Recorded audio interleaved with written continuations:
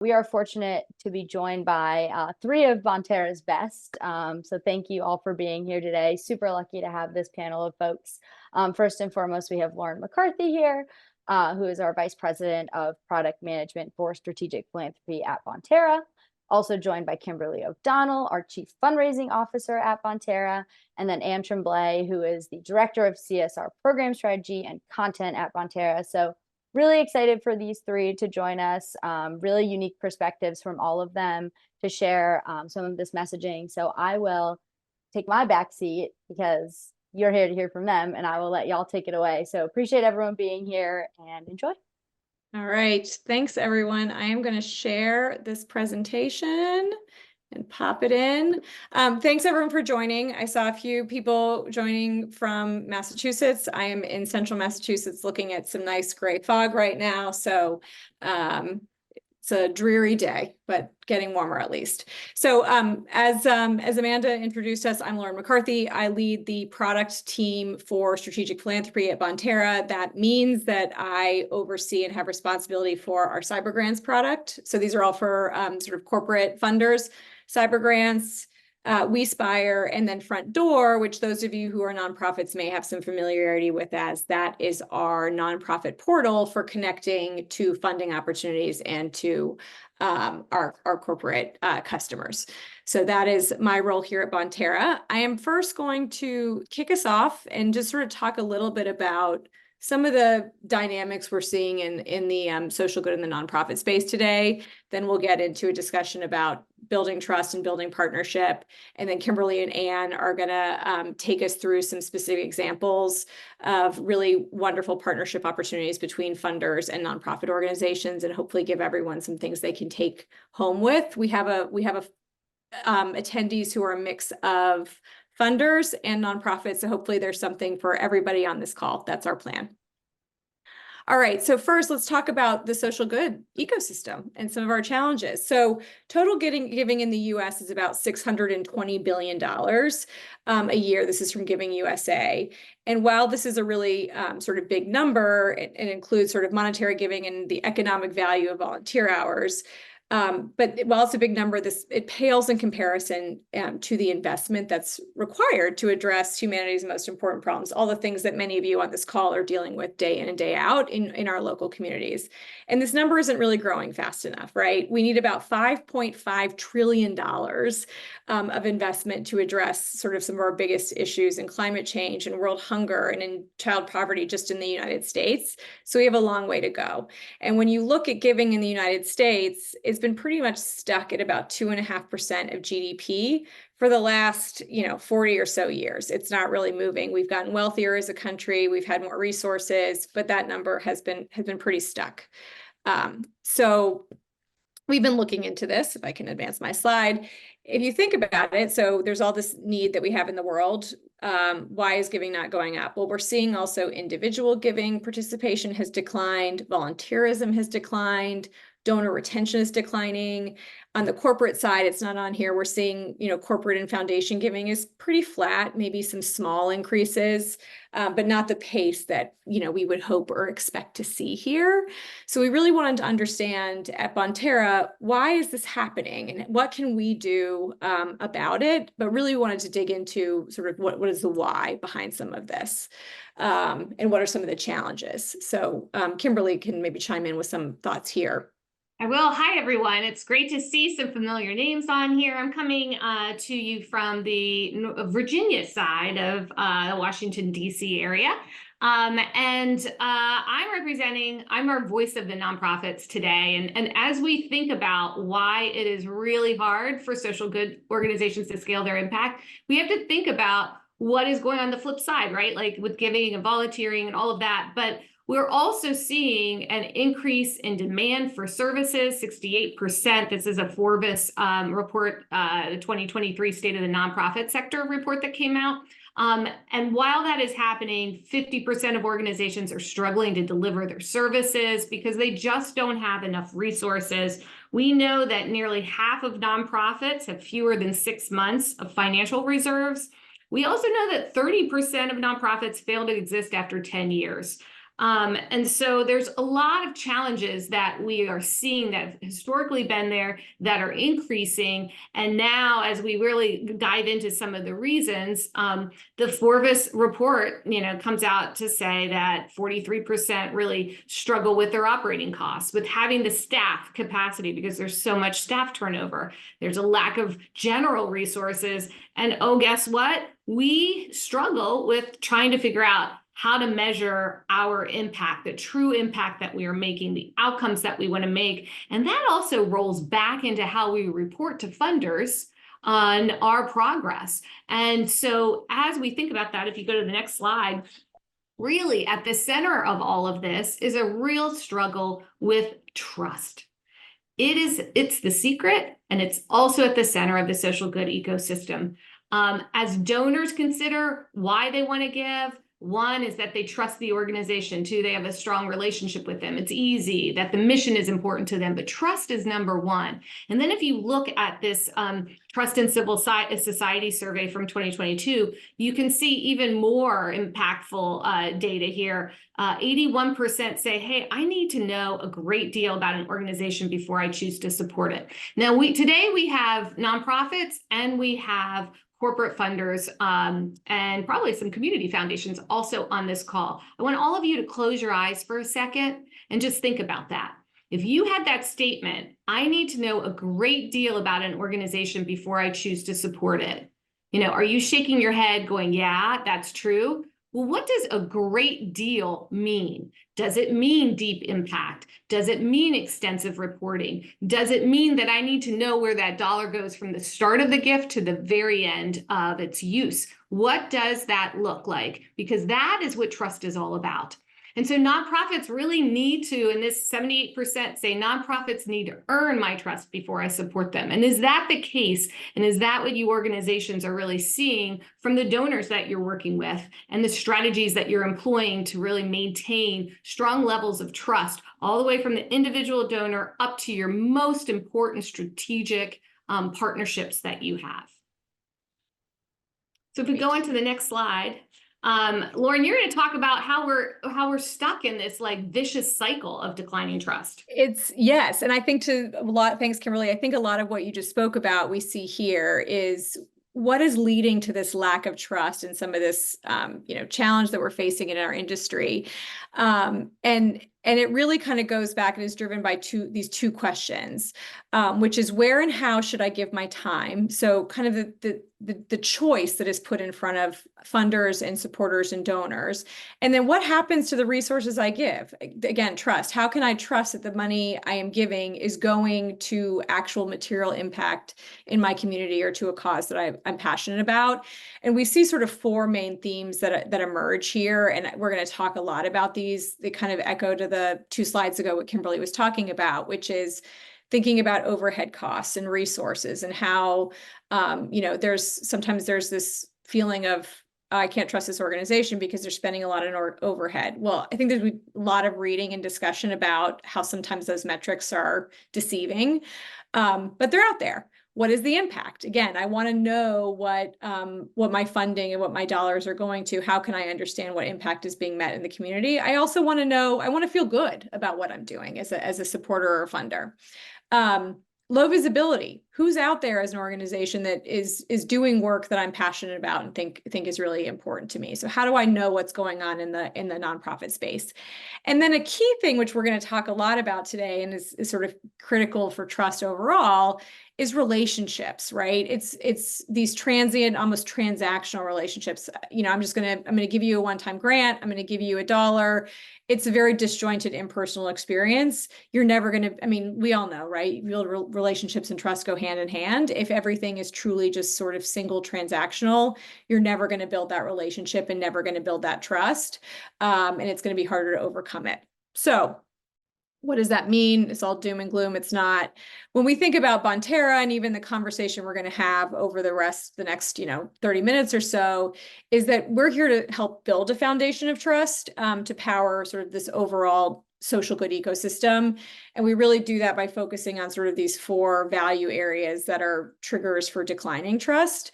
When we think about like a trust-based philanthropic approach, these sort of 4 values really are critical to that.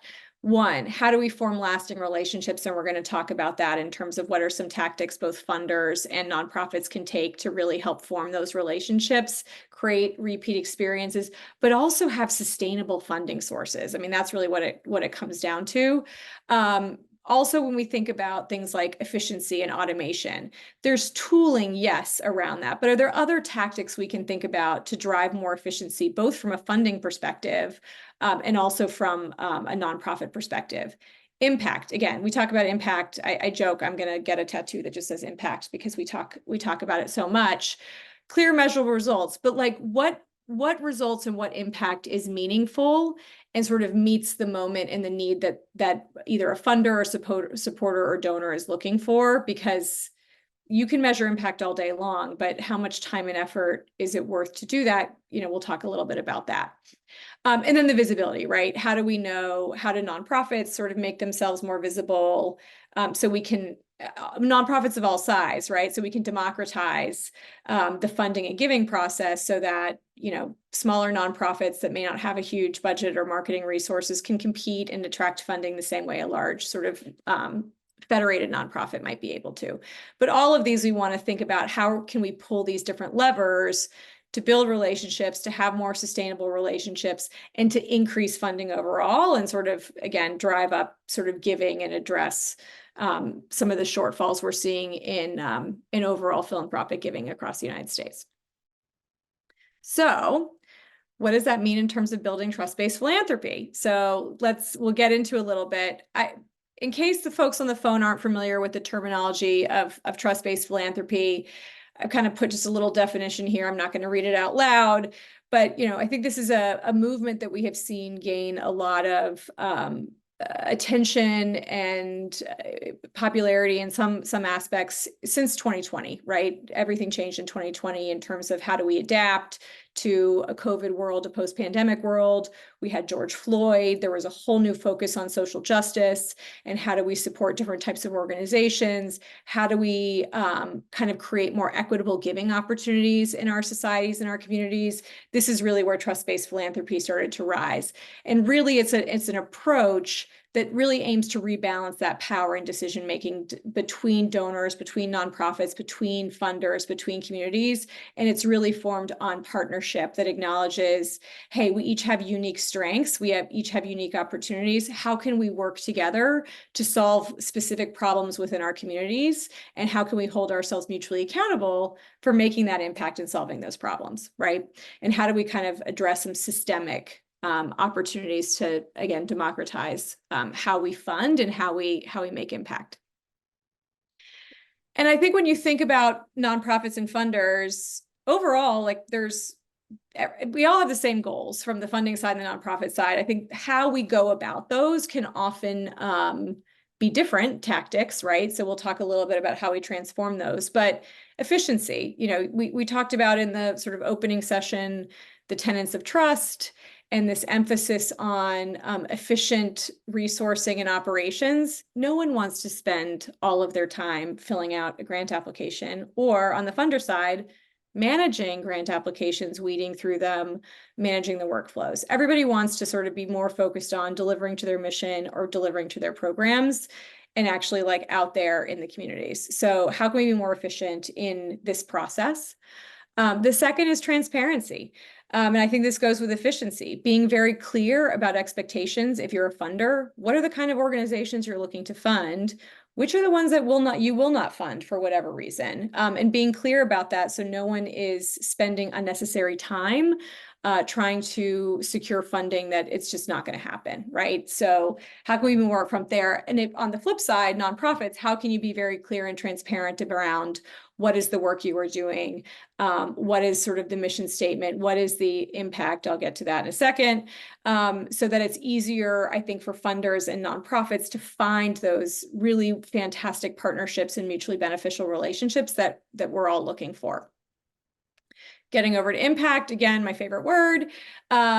Certainly everybody wants to be able to measure and show impact. Funders are going to want to say, hey, we believe in this cause or this mission or this part of our community. We want to understand how we can positively impact it. What does that mean on the nonprofit side? Obviously, day in, day out. How many meals did you serve? How many beds were filled at your facility? Those sorts of things in terms of measuring impact. But I think there's definitely, and we're going to talk about this, a conversation to be had about what is impact and how do we want to measure it and what does that really mean? And also it gets to efficiency. How efficient do we need to be in measuring that impact so it's not taking time away from program delivery? And then last but not least, promotion, right? Whether you're a funding, a sort of corporate partner, a foundation, or a nonprofit, it's all about storytelling. What have you done in the community? How have you made an impact? What success have you had? You want to share that and shout that from the rooftops. It builds your brand. It drives more awareness. It drives more funding dollars or more, business to your company if that's the way it's going. So this is where, again, promotion is mutually beneficial across all of these groups for sure. So what does this mean in terms of how we might be able to evolve from what we might consider more of a traditional grant-making program to trust-based? I will say, I don't know if I mentioned this when I was going through the, trust-based overview. This is new. Like I said, it's really kind of come into its own in the last, 4 or 5 years, trust-based philanthropy. I would say it's probably not widespread yet, right? There's an opportunity to gain some more ground here, but that doesn't mean that there aren't small things that can be done from a funder or nonprofit perspective today to help move in that direction of partnership. And this is where Kimberly and Anne are gonna share some real tactical things. But I'll leave you with some sort of broad thoughts here before I turn it over to them. But really thinking about from a funding perspective, if you're an organization that's traditionally been focused on giving restricted funds that are restricted to a very specific program with some pretty strict guardrails, sometimes it's hard to kind of change that thinking. But think about an unrestricted fund or think about multi-year, because this is really truly an investment in a nonprofit or investment in a community and sort of addressing a community need. Multi-year funding helps provide the runway for organizations to deliver on that mission or to that specific cause. Think of it as an investment. Top down, right? So sometimes in funders, the goals and the objectives are driven from leadership. And that's probably hard to change, but how do we start thinking about bringing in the community to those conversations and having a collaborative approach? We've worked with some clients who have a partnership in their different regional offices and locations of bringing together folks who work for the company with different community leaders, and together they have a council that advises on where grant dollars are going to go. So it's hyper local, and there's some autonomy given to those regional leaders. But there's always going to need to be guardrails, right? Because we unfortunately see some cases where folks who make decisions might have favored organizations, but we want to democratize that opportunity. So as a funding organization, you probably want to establish some guidance, guardrails around how you establish that community partnership. Third, there's often a focus on sort of dollars given. We all want extra dollars, it's for sure, but there's often an opportunity around for funders and corporate partners to think about non-financial assets, skills-based volunteerism, or other resources like, as a company, do you have space that you can make available for different groups to meet, or to use your spaces for different activities?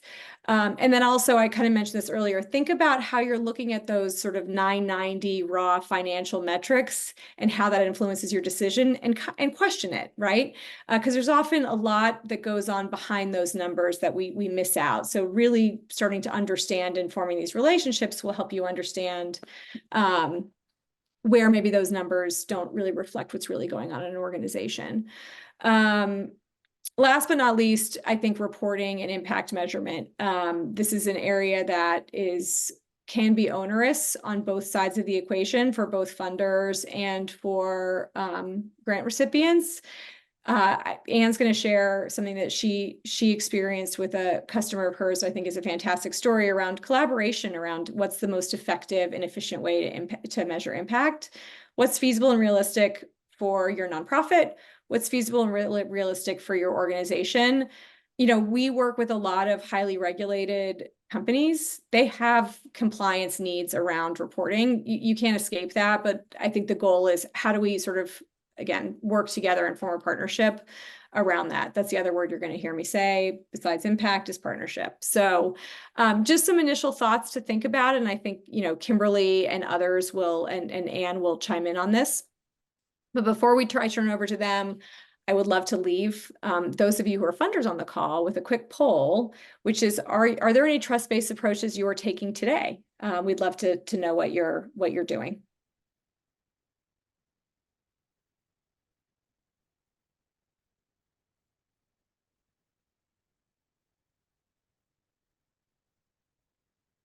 Seeing most folks leaning towards community-driven programs right now, and then a pretty even split between increasing unrestricted grants and then less complex impact reporting. Great, love it. All good things. So it's nice that we don't have as many none of these. So fantastic. Thanks for sharing. I am going to turn it over now to Kimberly, who's going to talk a little bit about some different tactics we can take. And I say amen to those things that are being developed by our funders to really make it easier to partner, right? I talk with charities all the time. So my role at Bonterra is to oversee a team of fundraising coaches who are working one-on-one with hundreds of charities at any given time. We've worked with thousands over the years. And so we have that bird's eye view into the relationship between the funders and the charities. And often what we'll hear is, you know, how can we jump through less hoops? It's really hard to, you know, do these impact reports that we're required to do. We understand how important it is, but it's hard to pull the data and understand exactly what the funder wants. And so I think it's really amazing as we begin to build out trust-based philanthropy and really think about how we can make it much easier for both sides, the funders, and actually not have sides, right? Like that's it. Like really making it a discussion, a network that we have together to really solve some of the biggest social issues on our planet. So as we talk about this and how we can build and deliver trust, one of the things that we can do is really audit what we're doing through a trust lens. And this applies to both funders and both nonprofits, and thinking about it through that trust lens and really making the important changes to, in some cases, simplify the RFP or the application process. In other cases, it's being able to lift up data through the technology that we're using in a more simple and accessible way. It's just really important to be able to think about that. And so I have an example of what that looks like. And as we go to the next slide, I want to talk a little bit about the Pepsico Black Changemakers program. This is something that was started a couple of years ago. PepsiCo Foundation, in partnership with Doritos Solid Black, launched their Black Changemakers program. And the whole goal was to invest in Black-led nonprofits. And the program was different in that it offered a unrestricted cash grant to each of the, in this case, in 2023, there were 16 Black Changemakers. So they had an unrestricted grant, but they also were equipped. PepsiCo Foundation equipped them with the tools to truly amplify their work through their platforms. So they offered training through the Indiana University Lilly School of Philanthropy. They also, through Bonterra, had participated in our Jumpstart program. Our Jumpstart program offers fundraising software and email capacity, right? Like it gives them the fundraising technology that they need, as well as our coaches that are working one-on-one with these Black Changemakers to really help them focus on fundraising strategy, have the tools that they need to grow as organizations, and also the community that they had in coming together and participating in trainings, web-based trainings, as well as on-site trainings, to really talk about what it's like to be a Black leader running an amazing organization, and the goals and challenges that they had. So it was really an incredible program. And one of the things that they continue to think about is what's next with that? How can they best leverage the resources within PepsiCo to support these organizations as well as other organizations that they're funding? And that's what I think is really important, is when you start to think about, all right, it's not just about the dollars, and it may not even be just about training and technology. It's all of it together. And then beyond that, if you are a funder, what else is there? Maybe you can help from a brand perspective, work with these organizations. Maybe you can help from a technology perspective or some other type of skills-based support for these organizations, because some of you are on the call today have the biggest brands out there across the globe. How can you help these organizations really better use their own voices to amplify their causes?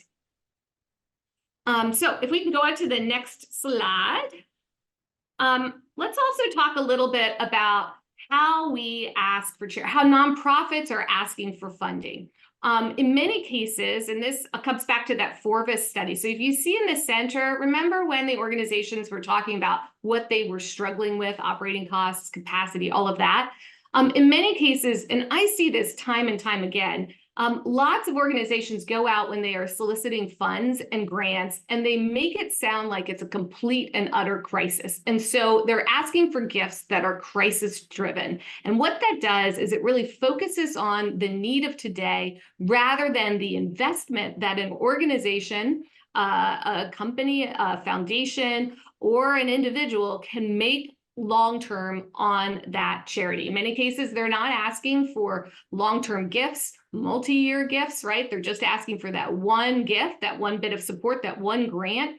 And so the person on the other side, or the entity on the other side, is thinking, well, do I have the ability to give to this crisis today, rather than, do I have the ability to invest in this organization longer term so that we together can make a bigger difference? And so even though each of these organizations, the organization has the same issue, they're evoking different feelings by the way in which they are asking for gifts. So as you think about, and this is to my nonprofit friends on the webinar today, as you think about how you are fundraising during the course of the year and the messages and campaigns that you're putting out, how are you mixing investment with crisis-driven fundraising? And if we can go on to the next slide, I just want to give you some things to think about with that. And just while you're doing that, sort of speaking from the funder side, this is kind of what I spoke to a little bit earlier too, with sort of multi-year grants and thinking more about the relationship, between funders and nonprofits as that partnership, not focusing on the crisis, not necessarily focusing on the acute need, but how do you establish through unrestricted multi-year grants the funding and the monetary capacity for organizations to respond in the moment the way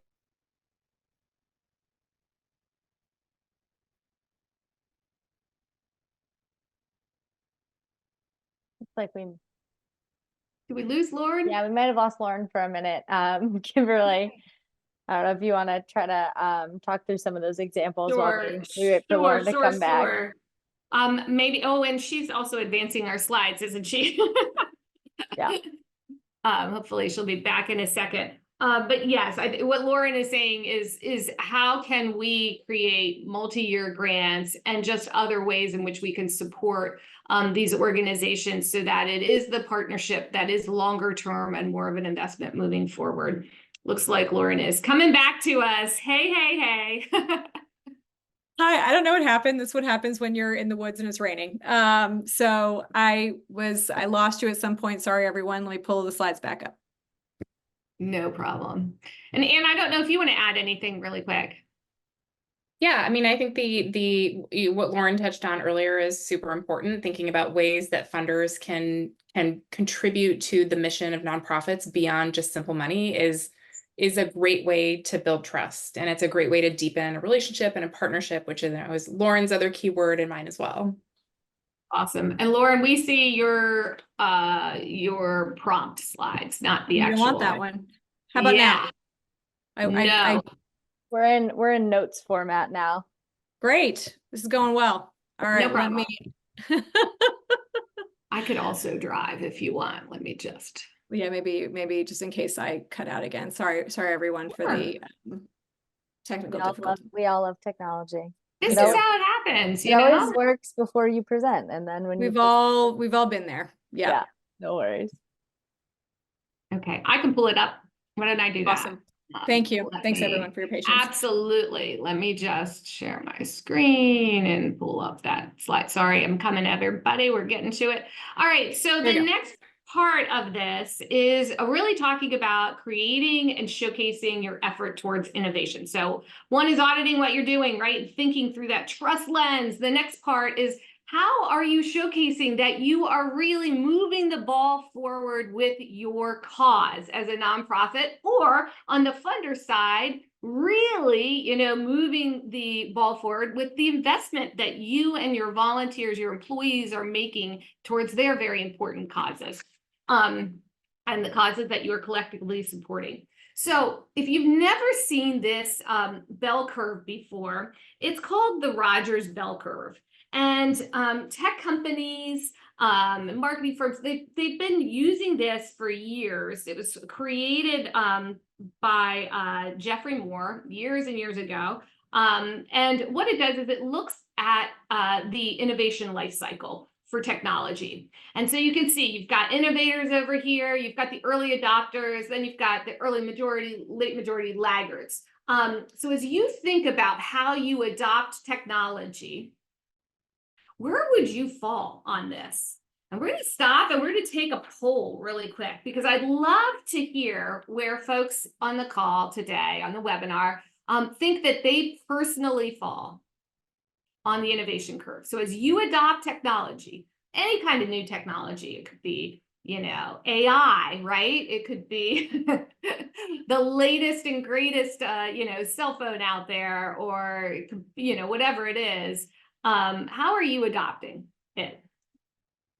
We pretty much have our own bell curve going right now with our responses, pretty almost evenly to a T, with those majority of folks falling in early adopter and early majority. Really? So 50-50. Yeah, and then a pretty good even chunk of the rest of folks then between innovator, late majority, and laggard. Innovator, late majority, and laggard. So early adopter and early are here today. All right. I want you all to pat yourselves on the back if you're in an early adopter, early majority, because I have to share, I did this about 3 weeks ago in another webinar, and nearly 70% of the respondents, and granted, they were all nonprofits and there were hundreds of them on the call, 70% fell in the late majority and the laggards side of things. And the reason why I'm sharing this with you today is because I'd love for you to think about where you say that you are and how that affects how your organization, either on the corporate or foundation side or the nonprofit side, how you show up as an adopter of technology and a thinker of innovation, how that personal practice that you have is affecting the work that you do. Because it does, right? If you are sitting in a laggard world, how are you innovating your nonprofit? How are you truly meeting those goals that you have that are really, truly forward thinking, right? We have to kind of check ourselves. Look, I'm a executive coach. And so I have to challenge you here by asking these questions, because sometimes people don't realize that they actually could be holding their organization back in some ways. And so there's also this thing that Gartner has put out called the hype cycle. And so this was created to really show how, as people adopt technology, what can happen. And sometimes if you adopt too early, then you may give up on it too soon. Or if you adopt too late, you're going to miss it altogether. I would say on the nonprofit fundraising side of things right now, AI is a big point that people are thinking about how they're adopting it. And it may be on the corporate side as well, but that's one of the big things that we're talking about on the fundraising side. Now, just because you adopt too early and maybe it's not working as well for you, or you don't know how to use, say AI for fundraising, creating fundraising scripts and things, or checking some of the work that you're doing, don't give up too soon, because you may be missing the opportunity to use a later stage component of that technology that will really make a difference. And Lauren, I bet you could talk for hours about this on the product side. I don't know if you want to add anything about how people can really evaluate what they're doing from a technology standpoint, and how this feeds into the trust process that we have. For sure. I mean, I think there's a lot of opportunity here. I also just think about where sort of investment from funders in, innovation in nonprofits is really critical. We think, again, like I was saying earlier, we think a lot about dollars and cents in terms of investment, but I think there's also a technology investment here, and also just a broad resource or sort of skills-based volunteering approach to help organizations almost level out that the curve that you're showing there. And facilitating investment in innovation or in new tech. I think, Microsoft has done a ton in this area in terms of support. And then there's also a lot of organizations that will provide resources to help drive innovation and leverage new tech, where it helps. Yeah. So as we talk about how to get there and into that innovation mindset, which will really also help from a trust-based philanthropy standpoint, understand where you are in your bell curve and how that's affecting the work that you're doing every single day. 2, think about how you can help your stakeholders really adopt, innovate, and grow more quickly and successfully. And then also think about what resources you need. One of the things that I like to advise organizations to do is think about starting an innovation budget. When you have funders that understand that you have dollars set aside to innovate, well, then there's no fear in going out and innovating. A lot of nonprofits are so afraid of really trying new creative things because they don't want to misuse donor dollars. They don't want to fail. But guess what? Failing is what needs to happen for us all to grow and for our ideas and innovations to move forward. And so thinking about an innovation budget is something that you could talk about with your board and see if you could set aside dollars, and then allow your staff each year to be able to bring forth ideas to use from that innovation budget. And also remember, if we're not changing, what message are we sending across our organizations and our foundation, and really think about how this is an opportunity, not a threat. Let's also talk about how there's an abundance of support out there. We live in a scarcity mindset. We only have so many dollars available, both as funders and as nonprofits. But guess what? There's a ton of untapped creative support beyond dollars that are in our hands. They're available to us through our community, through our partnerships. We got to get creative about it. And how do we do that? Well, let's just think about the different things that are out there and the ways in which both we as nonprofits and then also as funders can support these organizations and these important social causes. So Patagonia Action Works is another example we wanted to share. And they, for years, have provided a directory of grassroots groups who are working to address the environmental causes out there.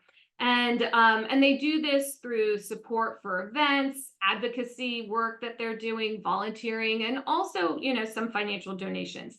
They have a directory here so that individuals can go and support these causes as well. They can learn more about the causes. They also produced an action guide, like an action kit, and they've gone to experts to write it. Myself and one of our co-coaches, Janet Cobb, have written a chapter on fundraising for their action kit. They encourage their fellow corporate partners to go out and donate 1% to the planet, 1% of their annual sales. Their local stores have web pages that allow them to showcase the work that they're doing at the local and regional level.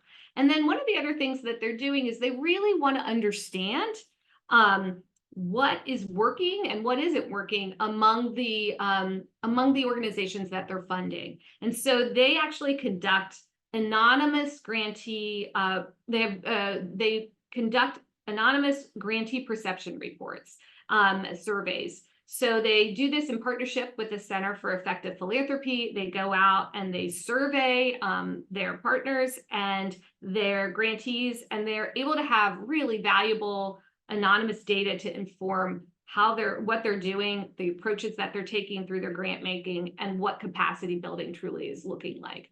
So that's just an interesting way in which they're doing work to see beyond their grantees into how it's actually working. And then we also want to talk about how to make your stakeholders feel seen through personalization, clarity, and unity. And so, Anne, you were going to talk a little bit about Expedia and the great work that they're doing. Yes, thank you so much. Hi, everyone. I work with Bonterra corporate clients, so I'm going to talk a little bit about one of the projects that we did with Expedia Group last year and shift us back to the funder perspective a little bit. So Expedia Group believes that everyone should have access to travel. And so they have a new grant program called Made to Travel Fund that is focused on funding nonprofits who are helping travelers from underserved and underrepresented communities have access to travel. And you can go to the next slide, Kimberly.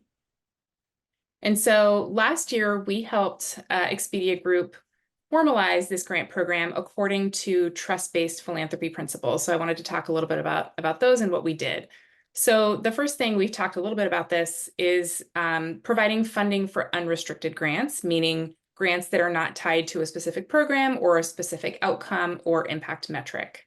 The second is creating an application that's accessible for even small nonprofits who are just getting their start, that's focused on future goals and how that organization measures their impact, and less on administratively burdensome questions like what are your board of directors biographies, and getting to the third point here, omitting questions that talk about the nonprofit's ability to promote the grant, because we know that for small nonprofits, the executive director might also be the grant writer, might also be the chief fundraiser. You wear different hats, and smaller nonprofits don't necessarily have the infrastructure or the PR machine to be able to promote a grant. And so Expedia Group said, we just want to remove this and not have this be part of our application at all, because we don't want anybody to be limited by that question and not be able to apply.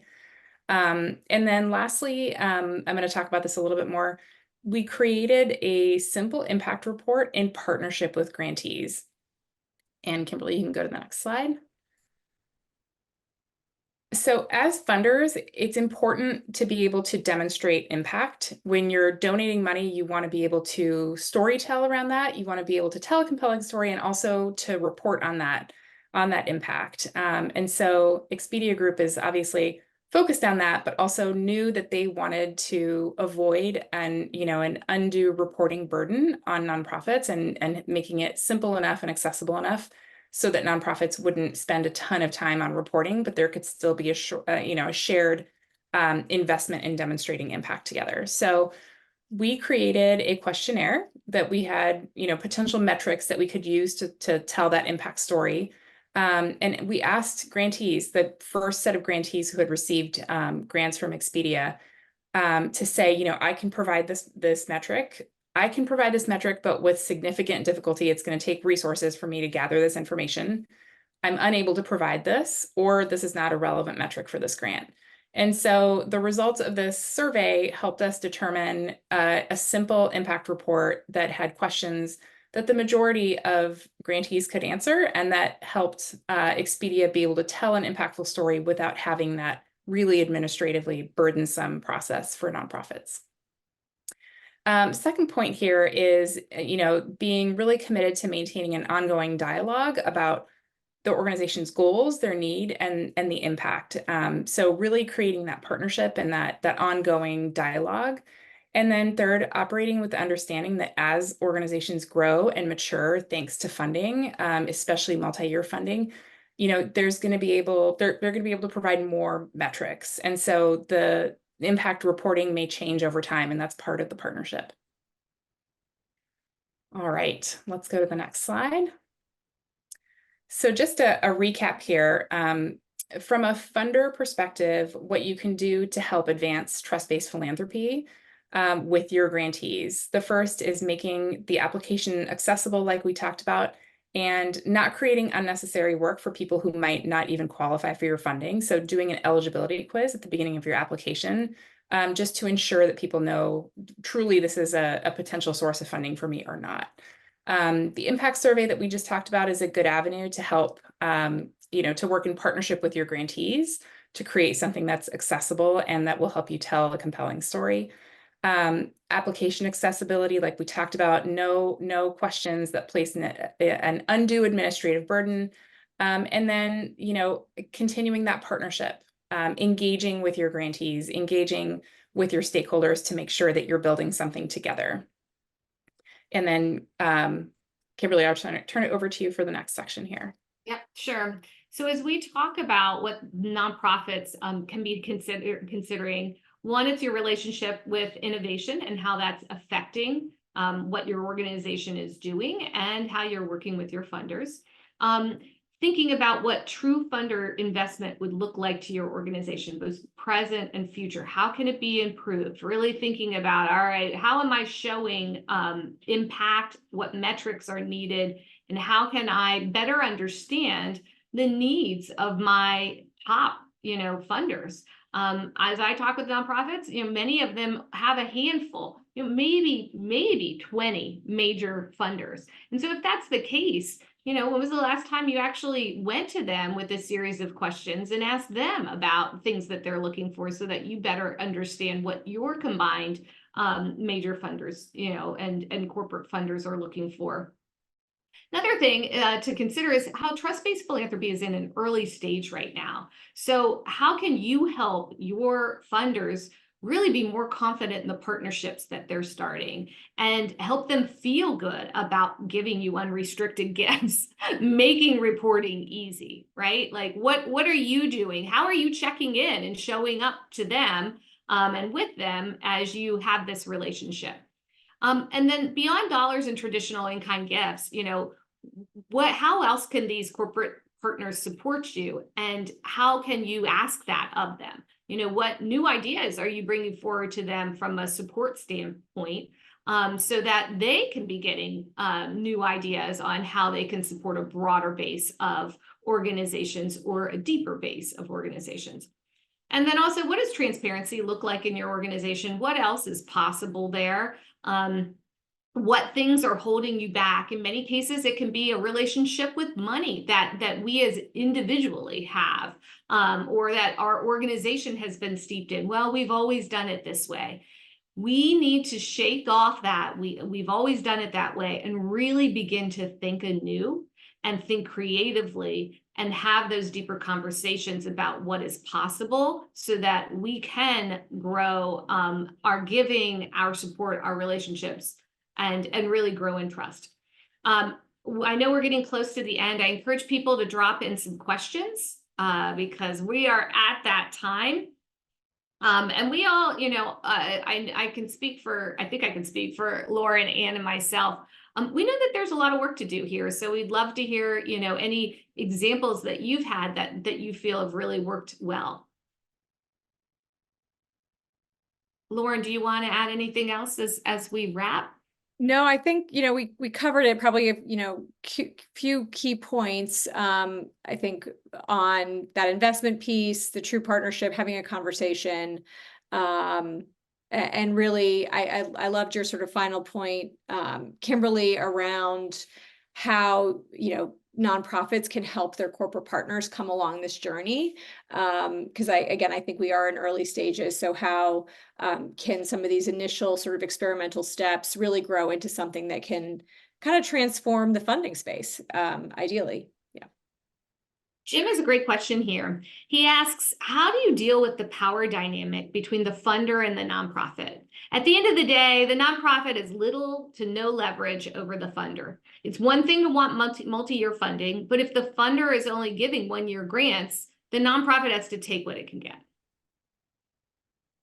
Yeah, so this is a great question from Jim. I could take a first pass, and then Kimberly and Anne would love your thoughts. I mean, I think this is the key thing that trust-based philanthropy is trying to address, and so that's what's going to take time, which is that sort of leveling the playing field. And I think part of that is an acknowledgement that each sort of side, and again, I hate to say the word side, like Kimberly mentioned, but each sort of partner in this relationship has different things that they bring to the table from a strengths perspective, right? So there's certain strengths that a funder is going to bring to the table in terms of not only funding, but also just maybe some expertise in some areas. But acknowledging, I think it's that acknowledgement that a nonprofit has the expertise in how to best serve the community and how best to accomplish their mission. And so you have to start that relationship there. And again, it's easy for me to say that sitting here. This is really where things need to change, and that trust needs to help drive that power dynamic shift. Yeah, and I think, we know that multi-year grants are one of the key components of trust-based philanthropy. And I think the good news, Jim, is that like things are changing. More and more companies are kind of changing their practices and going towards trust-based philanthropy. I do think it's going to take time, but I think that hopefully we'll be able to see some positive changes where there is more of a dialogue with funders, less of that power dynamic you're talking about, and more multi-year grants. I think it's also the relationship that one may have with a funder. Look, I've written grants before. I've sat down with funders just when I was an executive in a nonprofit. And I've had those candid conversations at times where I've said, this is how I'm seeing this relationship. And I actually, I have talked with some other organizations where they've done the same. They have nothing to lose, and they really just wanted a better relationship. And that's how they posed it. They said, hey, I want to have a great relationship with you. Can I share with you a couple of things that I'm observing? And in one example, this woman ended up joining their board and being able to be that voice for that. It was a community foundation, but that they were the voice on that community board. And so a community foundation board. So there's a lot of opportunity that you can have if you step into it without the fear, right? Like the fear that if I don't get this, everything's going to, fall apart, and instead step in as this is a relationship. And we just need to see if this is something that is good for the two of us. And if it isn't, it's okay, because remember, there's an abundance of other organizations out there, and maybe they won't be able to give at the level that you need them to, but there's an abundance of other organizations who can support you.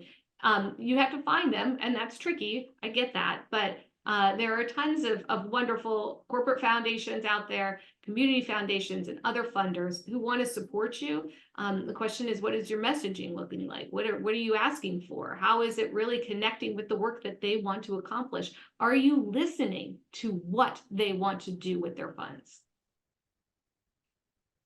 Other questions in here? I'd love to answer Fernanda's question, which is, would you consider visual support like pictures and video is important to include in the report to donors? I think I used to work at a corporate foundation, and we really loved receiving assets that we could use in social media or in impact reports. Impact reports are, impact reporting from the company to the public. They'd be dull without pictures. You want to be able to illustrate the impact and to show that impact. I think what's important with trust-based philanthropy is not placing a requirement on a nonprofit that be part of their impact. If, like we talked about, there's not a PR person or a photographer on staff, or, it's important to not have that be a requirement. But if it is something you can provide, I think it will be valued and appreciated by your funder. There's one thing that I want to add on to, just as we think about how we look at on the nonprofit side, completing RFPs, sitting down with a funder to talk about the work that we do. This can be a great opportunity to sit down with your organization, your program directors and others, to really think about what your organization wants to do in this next year, how those funds, if they were available, could be used. It's a wonderful opportunity to sort of level set and think about what everyone in your organization wants to do beyond the strategic planning that you have, right? Or your annual goals that you have. Instead, with many major RFPs, this can bring a team together to consider what that investment could look like. And so it's really a useful exercise in many cases. And if you look at it as a positive, that can also really help how you go into the whole experience and the focus on trust-based philanthropy. Lauren, any other thoughts? I know that we are going to need to wrap in a few. Yep. Love to have some thoughts on from you and Anne. Yeah, no, I think, so there are a couple, just as housekeeping, there are a couple other questions we're not going to get to. They're really good. So we'll follow up offline on some of those. I know there's one final poll question. No, I think we probably covered the final thoughts and sort of the summary a couple times. Really, again, have a conversation, try to think about from a funder perspective, how to make things a little bit simpler and easier. Lots of sort of key takeaways, but I'll turn it over to the poll. Yeah, so if you are, we're talking about learning and listening, right? And we're talking about understanding and a lot of work to be done here. So we'd love to kind of connect with you all and chat with you about your experience as a funder, as a nonprofit with those partnerships so that we can continue to grow in trust-based philanthropy. We'd love to chat with you if you're interested in exploring how Bonterra's tools are set up to enable both funders and nonprofits to have that partnership. We'd love to connect with you there as well. So I'll leave that up for a moment. But while I do that, I do want to extend a sincere thank you to Lauren, Anne, and Kimberly for all of your work on this session and sharing these wonderful examples and kind of bringing forth a newer concept to folks here and teaching how both the funders and nonprofits can better work together so that we can kind of move everything forward as our, kind of overall goal. And so you all have such unique perspectives and bringing it into one space is super valuable. So I really appreciate that from all three of you and appreciate our audience for being here, spending the last hour with us to learn. And so thank you all for your engagement as well. It was really great chatting with you all.